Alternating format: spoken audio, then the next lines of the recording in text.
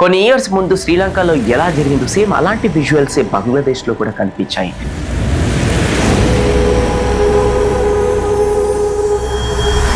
নাতিপুতিরাও পাবে না, তাহলে কি রাজাকারের নাতিপুতিরা পাবে? ప్రైమ్ మినిస్టర్ బంగ్లా లోపలికి ప్రొటెస్టర్స్ వెళ్ళారు, పార్లమెంట్ ని ఆక్యుపై చేసుకున్నారు. బంగ్లాదేశ్ కు ఫ్రీడమ్ ఇచ్చిన ఇది మన షేక్ ముజావిర్ రెహమాన్, షేక్ హసీనా వాళ్ళ ఫాదర్ యొక్క స్టాచ్యూని డిస్ట్రాయ్ చేశారు. అసలు షేక్ హసీనా ప్రైమ్ మినిస్టర్ ఏం చేసిందని దేశం వదిలి పారిపోవాల్సి వచ్చింది. షేక్ హసీనా ప్రైమ్ మినిస్టర్ బంగ్లాదేశ్ వదిలి వెళ్ళినా కూడా ఎందుకని అక్కడ ఉన్న లోకల్ పీపుల్ ఎవరైతే ఉన్నారో హిందువులని టార్గెట్ చేశారు. లాస్ట్ కొద్ది రోజుల నుంచి కొన్ని వందల మంది హిందువులు ఎవరైతే ఉన్నారో వాళ్ళ ఇళ్ళలు అనేది ఈ లోకల్ పీపుల్ అనేది కాల్ చేశారు. Hindus being targeted in Bangladesh, while news coming in that a lot of these deaths could be attributed to targeting of Hindu communities. Bangladesh లో ఉన్న లోకల్ పీపుల్ కి మధ్య అండ్ బంగ్లాదేశ్ లో ఉన్న ఈ లోకల్ హిందూస్ కి మధ్య షేక్ హసీనా ఇన్ని రోజులు ఒక కాపలా లాగా మధ్యవర్తి లాగా ఉండి హిందూస్ అనేది ప్రొటెక్ట్ చేసింది అక్కడ. కానీ ఎప్పుడైతే ఈమె దేశం వదిలి వెళ్ళిపోయిందో అక్కడ ఉన్న లోకల్ హిందూస్ మీద పడి దాడి అనేది చేస్తున్నారు. అసలు బంగ్లాదేశ్లో ఏం జరుగుతుంది లాస్ట్ కొద్ది రోజులుగా, ఎందుకు ఇంతగానం అనేది బంగ్లాదేశ్ అనేది డౌన్ఫాల్ అనేది ఎకనామీ ప్రకారంగా కావచ్చు, స్టూడెంట్స్ అనేది ఎందుకు ఇంతమంది ప్రొటెస్ట్ చేస్తున్నారు, బంగ్లాదేశ్లో చాలా మంది లోకల్ పీపుల్ అనేది హిందూస్దే కాకుండా లోకల్ పీపుల్ అనేది కూడా ప్రాణాలు అనేది రీసెంట్గా పోయాయి. మొత్తం అక్కడ ఉన్న ఆర్మీ అంతా కూడా పోలీస్ వాళ్ళంతా కూడా అక్కడ ఉన్న స్టూడెంట్స్ పైన మొత్తం ప్రతి రోజులు అనేది దాడి అనేది చేస్తూనే ఉన్నారు. ఒక సైడ్ చూస్తే ప్రైమ్ మినిస్టర్ ఏమో అక్కడ ఎవరైతే రూల్ చేయాలో ఆమె పారిపోయింది, మరి ఇంకో సైడ్ ఏమో గవర్నమెంట్ అనేది డౌన్ఫాల్ అయిపోయింది. జనాలు అనేది రోడ్డు మీదకి వచ్చేసి ఏం చేస్తున్నారో వాళ్ళకే అర్థమైతలేదు. కొత్త ప్రైమ్ మినిస్టర్ అనేది వచ్చి టేకప్ చేసి మన బంగ్లాదేశ్ జీవితం మారుతుందా, మన హిందూస్ ఎవరైతే ఉన్నారో వాళ్ళ జీవితాలు అనేది అక్కడ బాగుపడతాయా, లేదంటే వాళ్ళు అందరూ కలిసి మన ఇండియాకి ఏదైతే ఇప్పుడు వచ్చేస్తున్నారో మరి ఏంది సొల్యూషన్, అసలు బంగ్లాదేశ్లో ఏం జరుగుతుంది అనేది విషయాలన్నీ కూడా ఈ వీడియోలో స్టెప్ బై స్టెప్ అనేది మొత్తం కూడా మనం తెలుసుకుందాం. ఎందుకు తెలుసుకోవాలనంటే ఈ బంగ్లాదేశ్కి ఏదైతే జరుగుతుందో దానివల్ల మన దేశానికి కూడా ప్రమాదం చాలా రాబోతుంది. యాజ్ ఎ ఇండియన్గా మనం కూడా తెలుసుకోవాలి ఈ విషయాలన్నీ కూడా. హలో అండి, నమస్కారం. నేను మీ Venukala life and business coach. First of all thank you so much for clicking on this video. 1 July 2024లో చాలా మంది స్టూడెంట్స్ బంగ్లాదేశ్లో ప్రొటెస్ట్ చేయడం అనేది స్టార్ట్ చేశారు. ఎందుకంటే 15 జూన్ 2024లో బంగ్లాదేశ్ హైకోర్టు పాస్ చేసిన ఆర్డర్కు వ్యతిరేకంగా స్టూడెంట్ ఈ ప్రొటెస్ట్ని స్టార్ట్ చేశారనమాట. ఈ ఆర్డర్ ఒక కాంట్రవర్షియల్ కోటా సిస్టమ్ను బంగ్లాదేశ్లో మళ్ళీ ఇంట్రడ్యూస్ చేసింది కోర్ట్. ఈ కోటా సిస్టమ్ గురించి తెలుసుకోవాలంటే ముందుగా బంగ్లాదేశ్ యొక్క ఫ్రీడమ్ మూవ్మెంట్ని మనం అర్థం చేసుకోవాలి. I am in a movement. I am for the emancipation of my people. I am ready to sacrifice everything for the cause. Ebare Sangram! Adinata Sangram!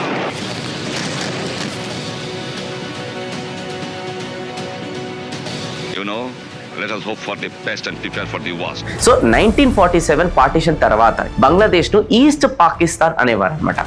Religious basis పైన east and west Pakistan కలిసి ఉండాలని వాళ్ళు అనుకున్నారు. కానీ east Pakistan ప్రజలు discrimination face అనేది చాలా చేసేవారు. ఈస్ట్ పాకిస్తాన్లో చాలా మంది ఉన్నా కానీ మనీ మాత్రం వెస్ట్ పాకిస్తాన్ మీదనే ఎక్కువ ఖర్చు అనేది అయ్యేది. ఈస్ట్ పాకిస్తాన్లో బంగాలీ అనేది మాట్లాడేవాళ్ళు, కానీ వాళ్ళ భాషకు అనేది ఇంపార్టెన్స్ ఇవ్వకుండా ఉర్దూని అఫీషియల్ లాంగ్వేజ్ చేయడం వల్ల ఈస్ట్ పాకిస్తాన్లో డిస్క్రిమినేషన్ ఇంకా పెరగడం మొదలైంది. 1970లో వచ్చిన బోలా సైక్లోన్ ఈస్ట్ పాకిస్తాన్ను మొత్తం డిస్ట్రాయ్ చేసింది. 3 to 5 lakhs మంది చనిపోయారు, కానీ వెస్ట్ పాకిస్తాన్ అంతా హెల్ప్ అనేది ఏం చేయలేదు. In 1970, a massive storm swept into the Bay of Bengal, drowning 500,000 people. It was one of the worst natural disasters anywhere. 1 month తర్వాత ఎలక్షన్స్ అనేది జరిగాయి. నేషనల్ అసెంబ్లీలో వెస్ట్ పాకిస్తాన్కు 138 సీట్స్ అనేది ఉన్నాయి, ఈస్ట్ పాకిస్తాన్కి ఏమో 162 సీట్స్ అనేది ఉండే అనమాట. మేలీ ఈ ఎలక్షన్స్లో 2 పార్టీస్ మాత్రమే కనిపించాయి. వెస్ట్లో వచ్చేసి భుట్టో యొక్క పాకిస్తాన్ పీపుల్స్ పార్టీ, ఈస్ట్ పాకిస్తాన్లోని షేక్ ముజావిర్ రెహమాన్ యొక్క అవామీ లీగ్. ఎలక్షన్స్లో అవామీ లీగ్ 162లో నుండి 160 సీట్స్ అనేది గెలిచింది. వెస్ట్ పాకిస్తాన్లోని పీపీపీ మాత్రం 138లో నుండి 81 సీట్స్ అనేది గెలిచింది. ఇక్కడ క్లియర్గా అవామీ లీగ్ గవర్నమెంట్ ఫామ్ చేయాలి, కానీ వెస్ట్ పాకిస్తాన్ లీడర్స్ దీనికి అనేది ఒప్పుకోలేదు. పాకిస్తాన్ మిలిటరీ కూడా ఈ గెలుపుని అనేది అంగీకరించలేదు. యాజ్ ఎ రిజల్ట్ ఈస్ట్ పాకిస్తాన్లో ముజావిర్ రెహమాన్ ఒక సివిల్ డిజోబిడెన్స్ మూవ్మెంట్ని మొదలనేది పెట్టాడనమాట.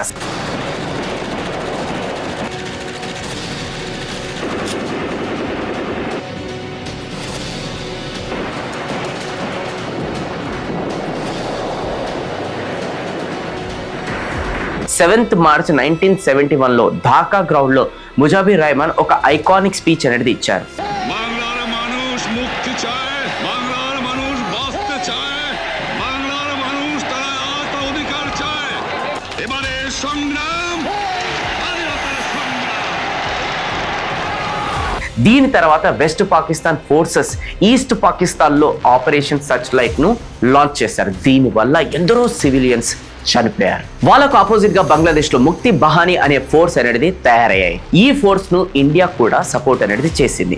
ముక్తి బహానీ, ఇండియన్ ఆర్మీ కలిసి వెస్ట్ పాకిస్తాన్ ఫోర్సెస్ ని డిఫెక్ట్ చేశారు. 1971లో బంగ్లాదేశ్ కు ఫ్రీడమ్ అనేది వచ్చింది. అవామీ లీగ్ యొక్క Sheikh Mujibur Rahman first prime minister అయ్యారు. ఇక్కడే ఈ కోటా సిస్టమ్ అనేది మొదలైంది. బంగ్లాదేశ్ ఫ్రీడమ్ ఫైటర్స్ కు సివిల్ సర్వీస్ లో రిజర్వేషన్ కల్పిస్తామని షేక్ ముజాబిర్ రెహమాన్ ప్రామిస్ అనేది చేశారు. ఇనిషియల్ కోటా సిస్టమ్ లో 30% జాబ్ ఫ్రీడమ్ ఫైటర్స్ కి ఇచ్చారు. 10% వార్ లో ఎఫెక్ట్ అయిన మహిళలకు ఇచ్చారు. 40% బ్యాక్వర్డ్ డిస్ట్రిక్ట్ పీపుల్ కి అనేది ఇచ్చారు. కానీ 20 to 25 years తర్వాత కూడా ఈ కోటా సిస్టమ్ డైల్యూట్ అనేది అయ్యింది. కాబట్టి 1997లో కోటా సిస్టమ్ ను చేంజ్ చేశారు. ఫ్రీడమ్ ఫైటర్స్ పిల్లలకు కూడా రిజర్వేషన్ ఇవ్వడం స్టార్ట్ చేశారు. అండ్ 2010లో మళ్ళీ దీన్ని మార్చి ఫ్రీడమ్ ఫైటర్స్ యొక్క గ్రాండ్ చిల్డ్రన్ కు కూడా ఈ కోటా సిస్టమ్ అనేది ఇచ్చారు. అంటే 56% జాబ్స్ వీళ్ళకే రిజర్వ్డ్ గా ఉన్నాయి. 44% జాబ్స్ మాత్రమే మెరిట్ బేస్ పైన ఇచ్చారు. అందుకే 2018లో బంగ్లాదేశ్ లో ఈ కోటా సిస్టమ్ కు అపోజ్ చేస్తూ స్టూడెంట్స్ ప్రొటెస్ట్ చేశారు. 30% జాబ్ ఫ్రీడమ్ ఫైటర్స్ యొక్క గ్రాండ్ చిల్డ్రన్ కోసమే రిజర్వ్ చేయడం కరెక్ట్ కాదని స్టూడెంట్స్ హైకోర్ట్ ని ఆశ్రయించారు. 8th March 2018లో ఈ పిటిషన్ ను హైకోర్టు రిజెక్ట్ చేసింది. గవర్నమెంట్ లో ఉన్న షేక్ హసీనా కూడా ఈ కోటా సిస్టమ్ కు సపోర్ట్ అనేది చేసింది. వాళ్ళ ఫాదర్ ఈ సిస్టమ్ ను ఇంట్రడ్యూస్ చేశారు కాబట్టి దాన్ని ఆమె తీయాలని అనుకోలేదు. సో 2018లో హైకోర్టు ఆర్డర్ ప్రకారమే ఈ కోటా సిస్టమ్ ఉంటుందని ఆమె అనౌన్స్ అనేది చేశారు. కానీ స్టూడెంట్స్ దాన్ని యాక్సెప్ట్ చేయలేదు.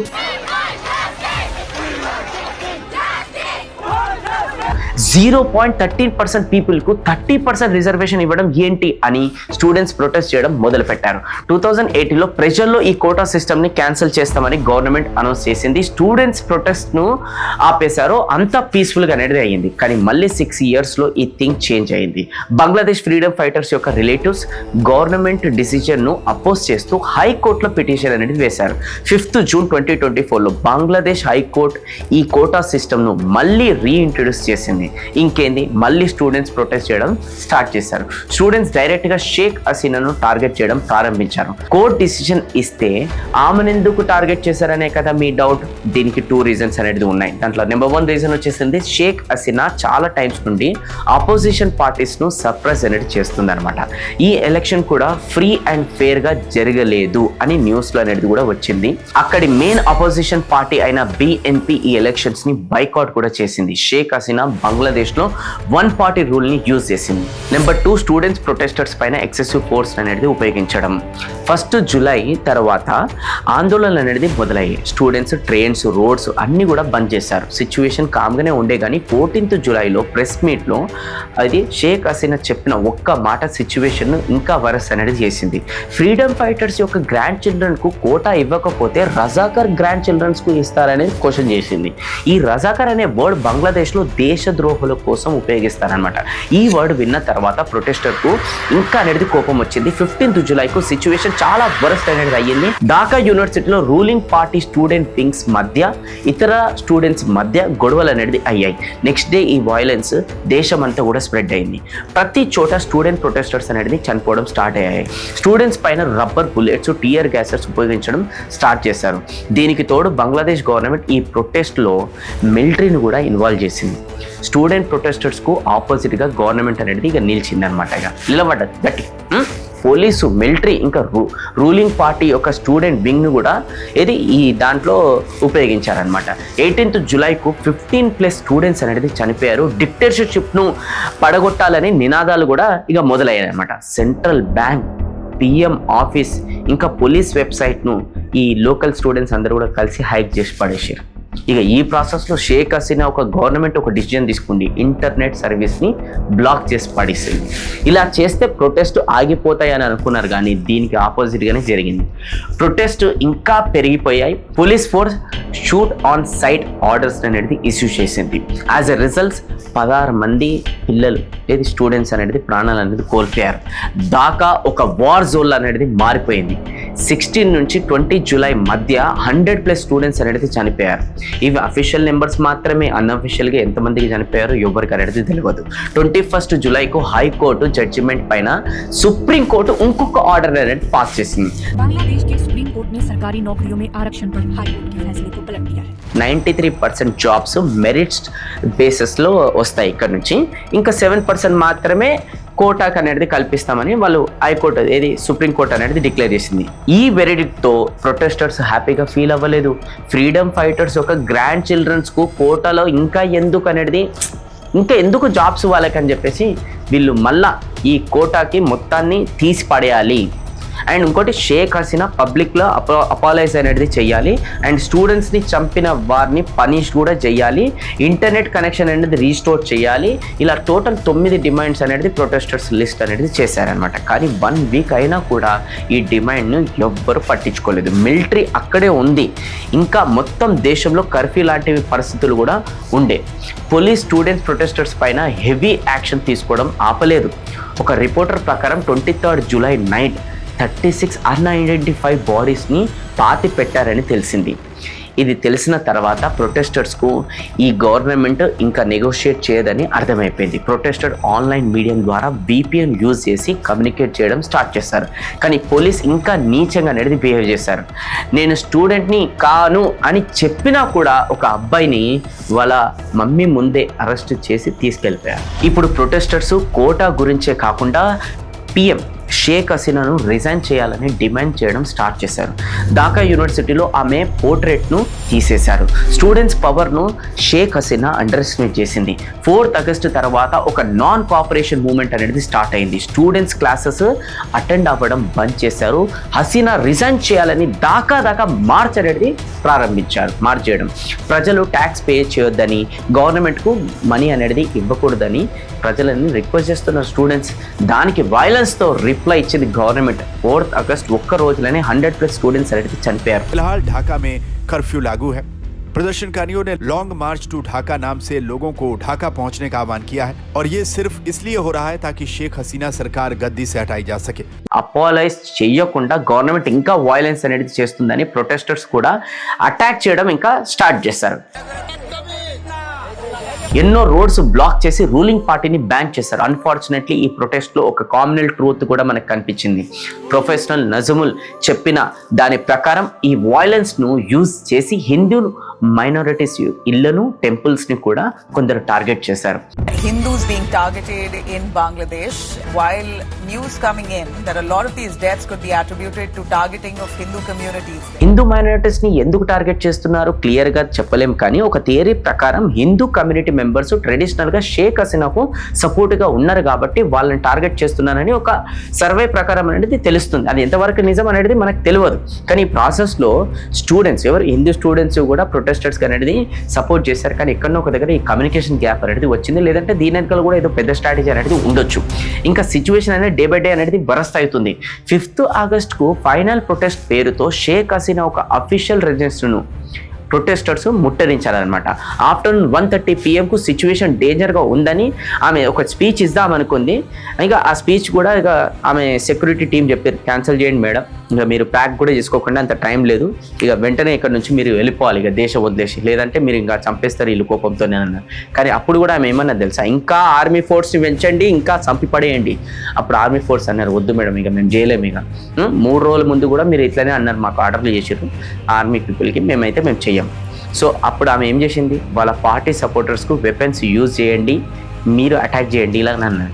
5th ఆగస్ట్ సిచ్యువేషన్ వరస్ అనేది అయ్యింది. సో ఇప్పుడు ఏం చేయలేదు కాబట్టి వాళ్ళ సిస్టర్తో కలిసి హెలికాప్టర్లో షేక్ హసీనా పారిపోయింది. తర్వాత ప్రొటెస్టర్స్ ఆమె ఇంట్లో లోపలికి వెళ్ళి మొత్తం ఆక్యుపై అనేది చేశారు. Same day Bangladesh army chief ఒక ఇంటర్మ్ గవర్నమెంట్ ఫామ్ చేస్తున్నామని అనౌన్స్ కూడా చేశారు. I had invited all the leaders of political parties. They came here and we had a good discussion. We have decided to form an interim government. Sheikh Hasina military helicopter ద్వారా ఆర్గట్లోకి అనేది చేరుకొని దాని తర్వాత ఢిల్లీకి అనేది చేరుకుంది. రిపోర్టర్స్ ప్రకారం యూకేలో పొలిటికల్ అసలంకు అప్లై అనేది చేస్తుందని తెలిసిందనమాట. కానీ మన ఇండియా కోసం ఈ సిచ్యువేషన్ చాలా సీరియస్గా మారింది. అందుకే మన గవర్నమెంట్ టాప్ సెక్యూరిటీ కమిటీతో మీటింగ్ అనేది చేసింది. ఇంకా ఎక్స్టర్నల్ మినిస్టర్స్ జయశంకర్ కూడా ఆల్ పార్టీ మీటింగ్స్ అనేది లీడ్ చేశారు.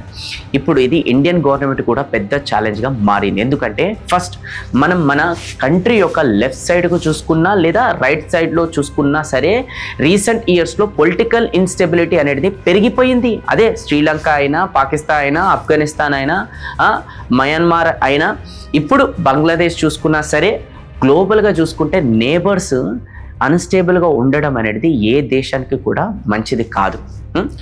సెకండ్ వచ్చేసి ఏంటంటే షేక్ హసీనా ఎప్పుడు ప్రో ఇండియాగానే ఉండేదాం. యాంటీ ఇండియన్ టెర్రరిస్ట్ గ్రూప్స్ అంతం చేయడానికి షేక్ హసీనా ఇండియాకు సపోర్ట్ అనేది చేసింది. గతంలో వేరే పార్టీ లైక్ బిఎన్పి రూల్ చేస్తున్నప్పుడు ఇండియా రిలేషన్ బంగ్లాదేశ్తో బాగా లేకుండే. ఇప్పుడు చాలా ప్రొటెస్టర్స్ ఒక సెక్యులర్ గవర్నమెంట్ ఫామ్ అవ్వాలని కోరుకుంటున్నారు. కానీ ఇప్పుడు మాత్రం పవర్ ఎవరి చేతుల్లో ఉంటుందో దాన్ని బట్టే బంగ్లాదేశ్ ఒక ఫ్యూచర్ ఆధారపడింది, ఇండియా ఒక బంగ్లాదేశ్ రిలేషన్షిప్ అనేది ఆధారపడింది. బంగ్లాదేశ్ స్టూడెంట్ ప్రొటెస్టర్స్ ద్వారా మనం ఏం నేర్చుకోవచ్చు అని అంటే ఎప్పుడైనా ఒక గవర్నమెంట్ ప్రొటెస్టర్స్కు అగెన్స్ట్గా వైలెన్స్ ఉపయోగిస్తే ఎలాంటి పరిణామాలు ఉంటాయో ఇది చూస్తే మొత్తం మనకు తెలుస్తుంది. గవర్నమెంట్ అయితే మారుతుంది కానీ పాలిటిక్స్ మాత్రం మారం. ఒకరు పోతే ఇంకోరు వస్తారు. ఏది ఏమైనా ఈ ఇన్స్టెబిలిటీ అంత తొందరగా సెటిల్ అయితే మనకు కూడా అంత మంచిది. అందుకే మన మహమ్మద్ యూనస్ ప్రజెంట్ ప్రైమ్ మినిస్టర్గా ఛార్జ్ అనేది తీసుకున్నారు. సిచ్యువేషన్ అనేది కంట్రోల్లోకి తీసుకొస్తున్నారు. స్టూడెంట్స్తో ఇంటరాక్ట్ అవుతున్నారు. ఢాకాలో కూడా మీటింగ్ అనేది పెట్టారు.